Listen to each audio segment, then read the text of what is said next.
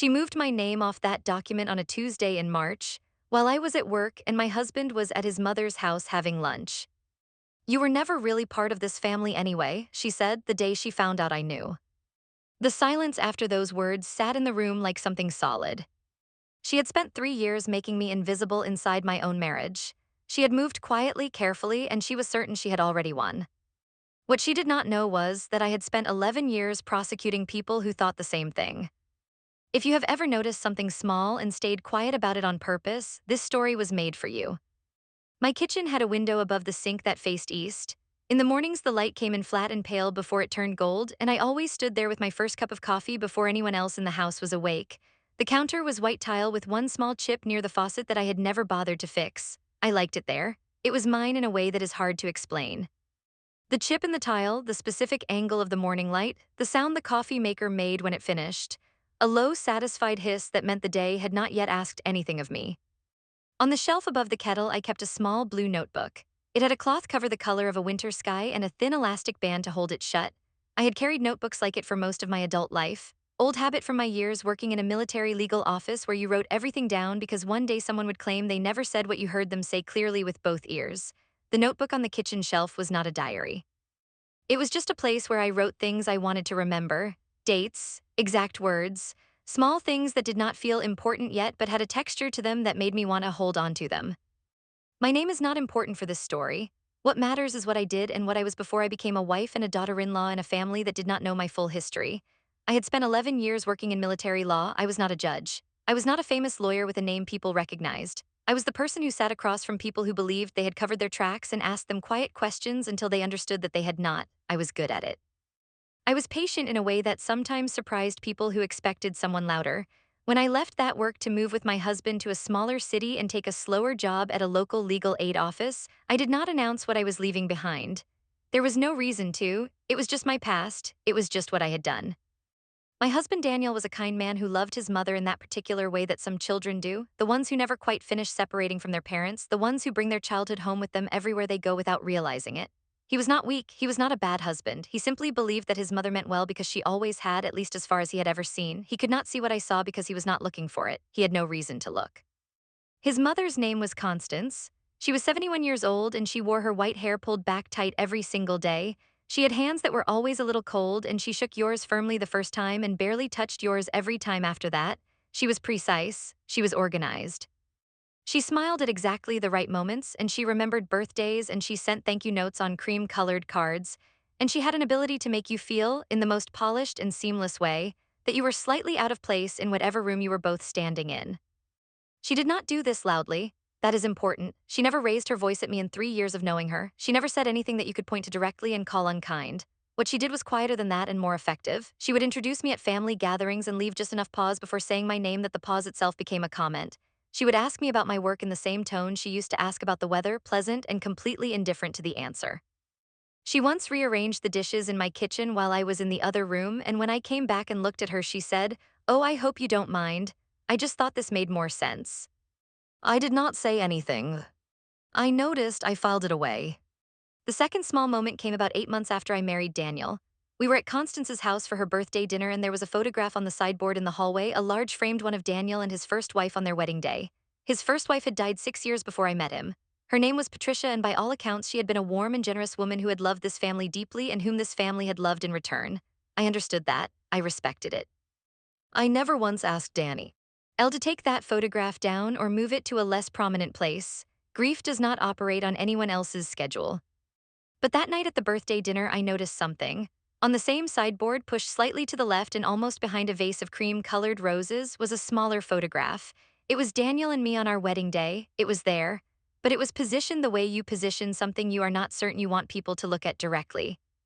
I did not say anything about that either. I picked up my glass of water.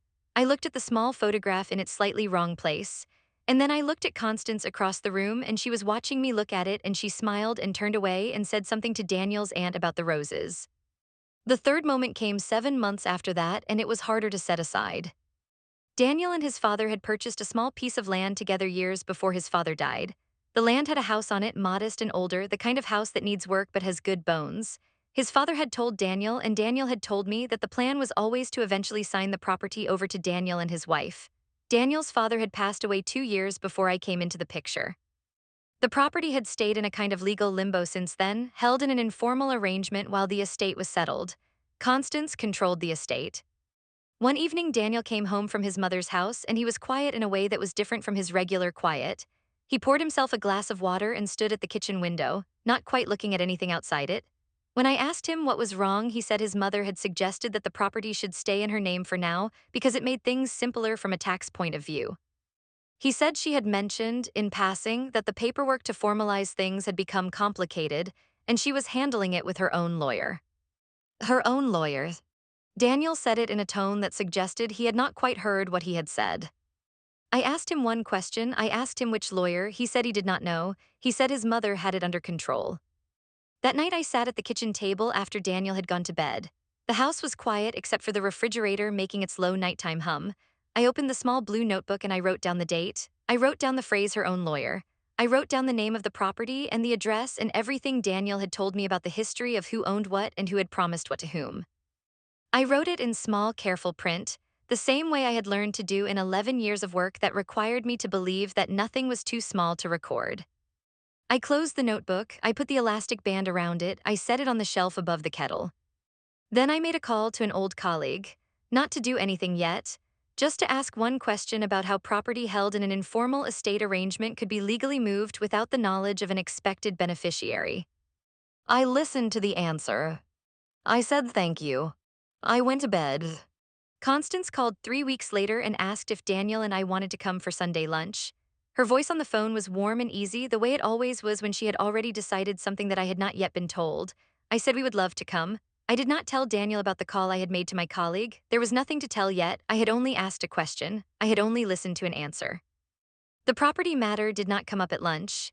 We ate roast chicken and talked about Daniel's sister's new job and the weather turning cold, and whether the old apple tree in the back garden was finally going to be cut down.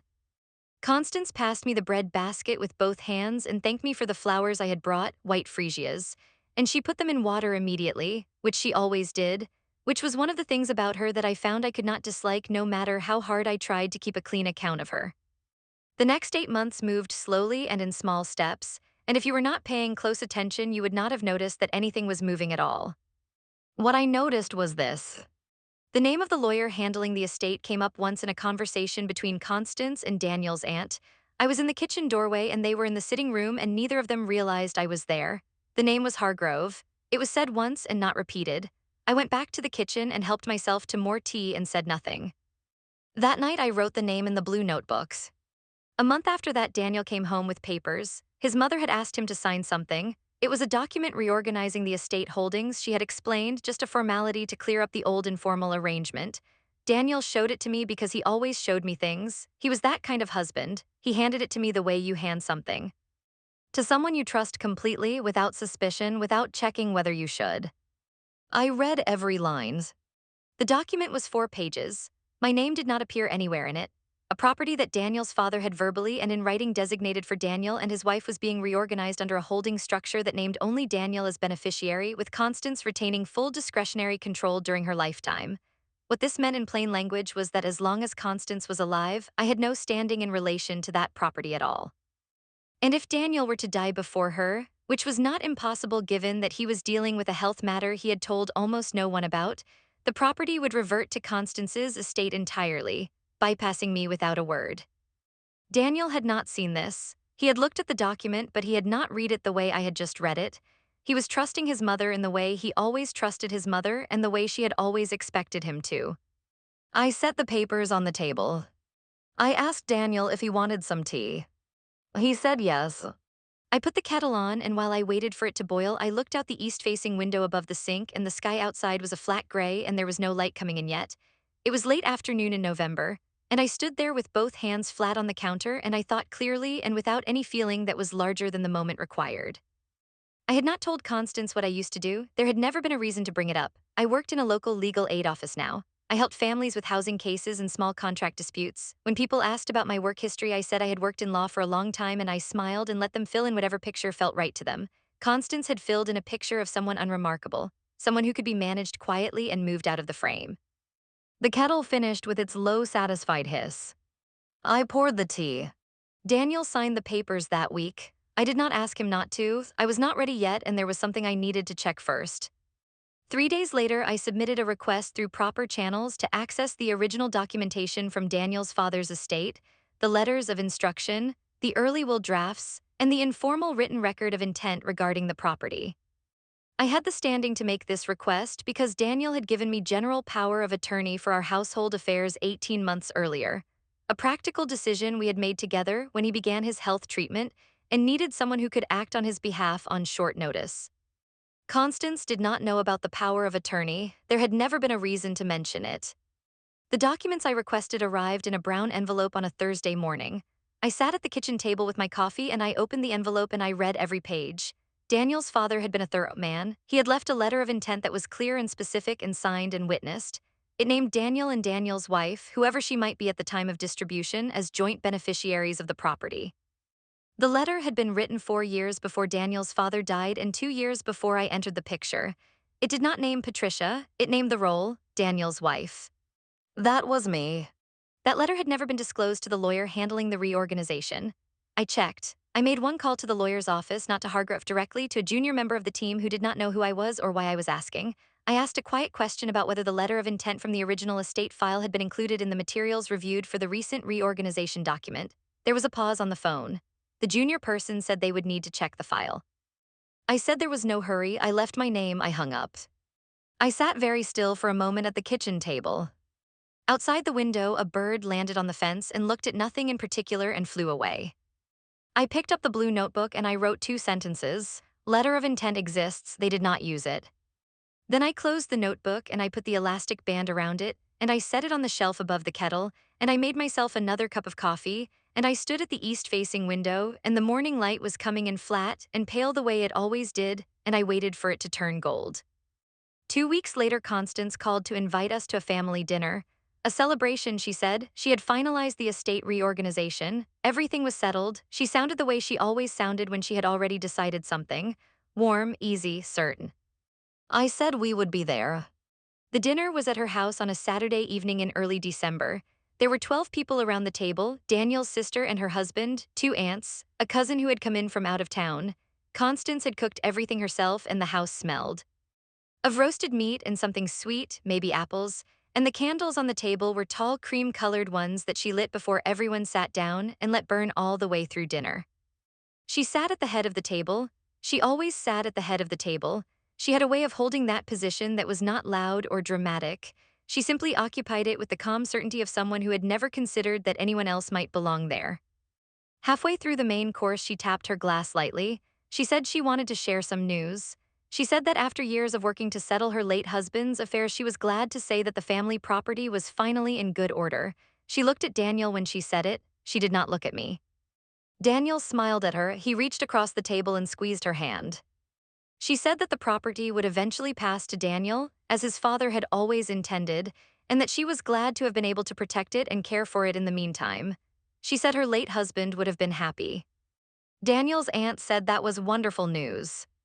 Constance lifted her glass. Everyone lifted theirs. I lifted mine too. She looked at me then, just for a second, and something in her face was different from her usual composed expression. It was small and quick and gone before anyone else at the table would have caught it. It was the look of someone who has just made a move and is checking whether it landed. I smiled at her, the same mild smile I had been giving her for 3 years. She looked away. After dinner, I helped clear the plates. In the kitchen, I stood beside Constance at the sink, and she handed me plates to dry, and we worked in the kind of easy silence that looks like comfort from the outside.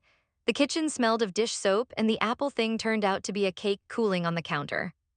She handed me a plate and I dried it and set it on the stack, and I thought about the letter in the brown envelope sitting in the drawer of my home office.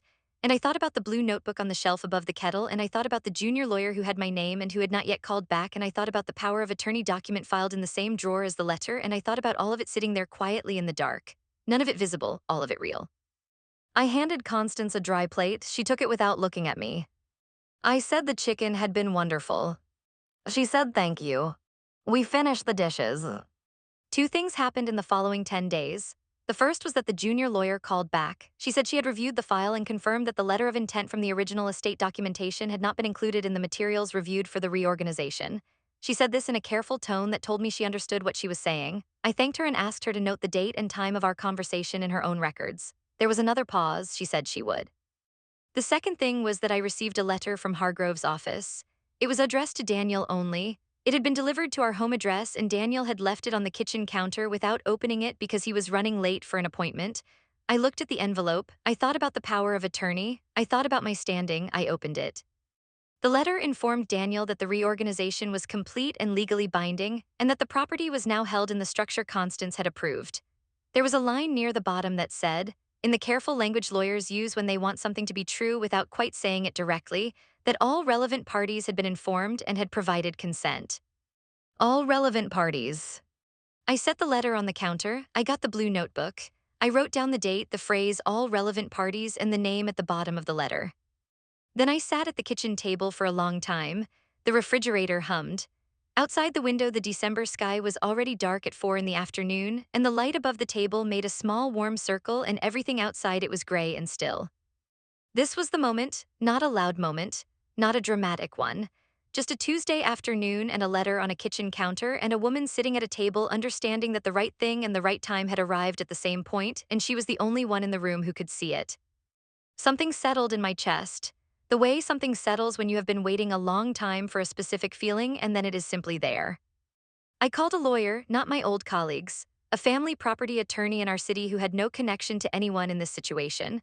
I made an appointment for the following Monday. I did not tell Daniel yet, not because I was hiding it from him, but because I needed to understand the shape of what I was holding before I handed it to someone who loved his moth. And would need time to see what I was seeing. On Monday, I sat across from the property attorney, a woman named Claire who had short gray hair and reading glasses she took on and off while she talked. I put the brown envelope on her desk. I put a copy of the power of attorney beside it. I put a copy of the letter from Hargrove's office beside that. I told her what I had been told about the property and what Daniel's father had intended and what the reorganization document had done to that intention. She read everything. She took her glasses off. She said, "You understand what this is?" I said yes. She said, "And you have standing." I said yes. She said, "And you kept records." I said yes. She looked at me for a moment with the kind of look that asks a question without saying it out loud. I told her then what I used to do before I came to the city and this slower life and this marriage. I told her about 11 years in military legal work. I told her about the blue notebook and what I wrote in it and the dates and the exact words and the names said in passing in a room I was not supposed to be listening in. Claire put her glasses back on. She said, "Okay then, let's begin." The formal challenge to the estate reorganization was filed on a Thursday morning in January. It named Constance and Hargrove's office as respondents, and it cited the undisclosed letter of intent, the power of attorney establishing my standing as a party of interest, and the specific language from the reorganization document claiming all relevant parties had provided consent when I had provided no such consent and had not been informed that consent was being sought. I told Daniel the night before the filing. We sat at the kitchen table together and I put everything in front of him in the same order I had put it in front of Claire. The brown envelope first, then the letter from Hargrove, then the copies from the notebook, the dates, the names, the small things I had written down and kept. He read it all slowly. He did not say anything for a long time. Then he asked me why I had not told him sooner.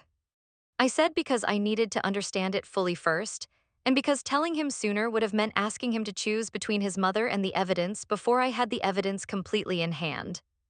He sat with that. He asked me if I thought his mother had done this knowingly. I said yes. He asked me if I could be wrong. I said I could always be wrong, but in this case I did not think I was. He was quiet for another long time. The refrigerator hummed. Somewhere outside a car passed slowly on the wet street. Then he said, "Show me the letter of intent again." I showed him. He read his father's words, the specific words about Daniel and his wife, the care his father had taken to make the intention clear, his father's signature at the bottom, witnessed and dated. Daniel folded the paper carefully and set it on the table. He said, "I'm coming with you." The hearing was scheduled for a morning in late February. Constance received formal notice through her own lawyer. I was told later by Daniel's sister, who called me confused and frightened and not yet angry, that when Constance read the notice, she said only that this would be resolved privately and that I had misunderstood the situation. She said it with the same calm certainty she brought to every decision she had ever made. She believed she would walk into that hearing and explain the misunderstanding and walk out with everything settled in her favor, because that was what always happened when Constance explained a misunderstanding. The morning of the hearing, I wore a dark gray jacket I had owned since my years in military legal work. It was not new, it was not expensive, but it fit the right way and it had buttons that stayed done up, and I had worn it on more difficult mornings than this one. Daniel drove us there. He held my hand in the car. The hearing room was not a full courtroom. It was a plain room with a long table and several chairs and large windows that let in the flat gray light of a February morning. Claire was already there with her files arranged in neat stacks. The respondent's lawyer was there, not Hargrove himself, a younger man from his office who had clearly been briefed but who had not been told what he was about to be dealing with. Constance arrived 8 minutes late. She came in with her lawyer and her white hair pulled back tight and her hands slightly cold-looking, and she looked at the room the way she always looked at rooms, as though she had already decided her position in it. She saw Daniel. She gave him a small, careful smile. Then she saw me and she gave me the same mild look she always gave me, and she sat down. The hearing began. Claire presented the letter of intent. She presented the power of attorney. She presented the reorganization document. She presented the letter from Hargrove's office with the phrase "all relevant parties" highlighted in yellow. She presented the record O.F. the call to the junior lawyer in Hargrove's office, including the date and time, confirming that the letter of intent had not been reviewed in the preparation of the reorganization document. The respondent's lawyer made a motion to question the standing of the letter of intent on the grounds that it was not a formal will or codicil. Claire presented the case law. There were 3 relevant precedents. She had all 3 tabbed and ready. The motion failed. There was a pause in the room. I looked at Constance during that pause. She was looking at the table in front of her with the expression of someone who has just heard a sound they did not expect and is deciding what it means. Then the mediator asked Constance's lawyer to address the claim that all relevant parties had consented to the reorganization. The lawyer said he would need to review the file further before responding to that specific claim. The mediator looked at him. She said the filing was made 5 weeks ago. The lawyer said he understood. There was another pause, a longer one. Constance spoke. She said my name, the only time she had ever said it in a room like this. She said she had not realized that the reorganization required my explicit consent. She said she had believed Daniel's signing was sufficient. She said this had all been a misunderstanding. The mediator noted the statement. Claire leaned forward slightly and asked one quiet question. She asked when Constance had first become aware that Daniel's father's letter of intent existed. Constance said she had always known about it. Claire asked when Constance had last reviewed it. Constance said she did not recall the exact date.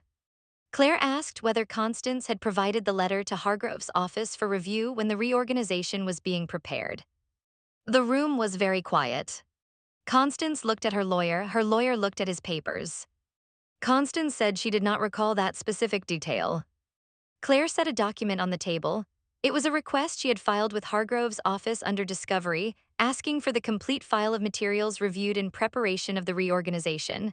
The letter of intent was not in it. Claire looked at Constance with a calm that I recognized from my own years of quiet work. She said this letter was in your possession and not disclosed. Constance looked at Daniel then, not at me, at Daniel. For the first time that morning, I saw something in her face that was not composure. It was the look of someone who has made a move they were certain was safe and who is only now understanding that it was not safe at all and has not been safe for longer than they realized.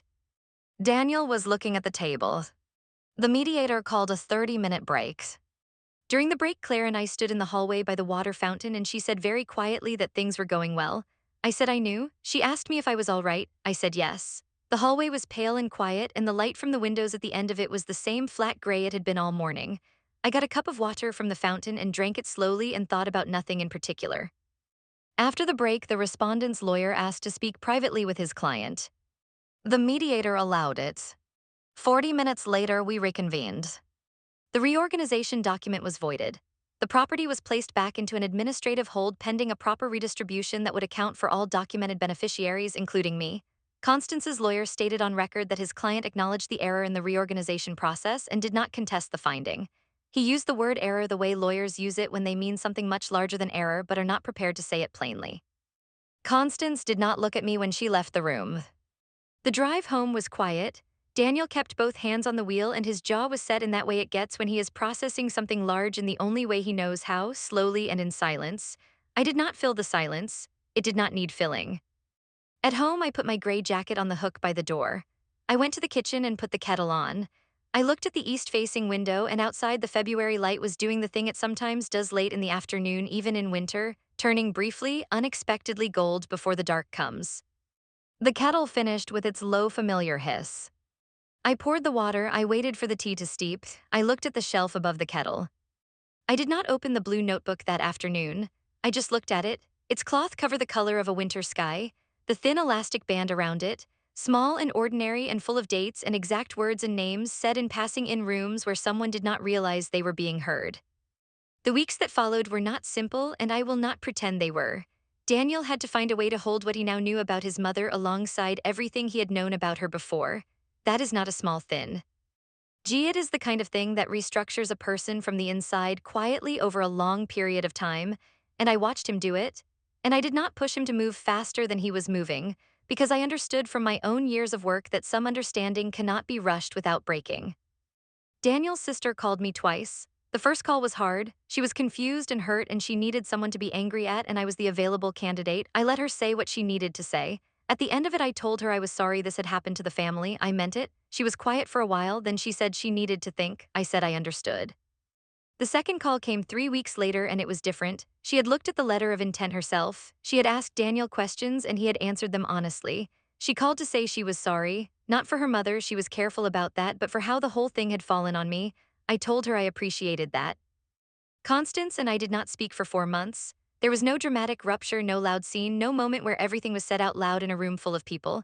It was quiet in the way that this whole story had been quiet, a phone call that did not happen, a Sunday lunch invitation that was not extended, a gap where a relationship had been noticed only by the people who had been paying attention.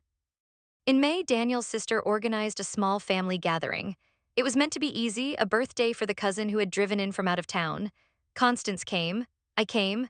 We sat across from each other at a table in a backyard where the apple tree was still standing, the one they had talked about cutting down all those months ago, still there with its new green leaves. Constance looked older than she had at the February hearing. That is not something I say with any satisfaction. She looked like someone who had set a thing in motion and watched it return to her in a shape she had not planned for and was now living in the altered landscape that created. She said my name when we arrived. Just my name, not a greeting attached to it, just the acknowledgement that I was present. I said her name in return. We did not embrace the way we sometimes used to. We sat at the table with everyone else and we talked about the apple tree and the cousin's new city and the weather getting warm, and we ate what had been made, and we were careful with each other in the way that people are careful when they have been through something and are not certain what comes next. I do not know what Constance felt sitting across from me that afternoon. I could not tell you what her inner life looked like from where I was sitting. What I knew was what had happened and what was now true and what was no longer possible to undo.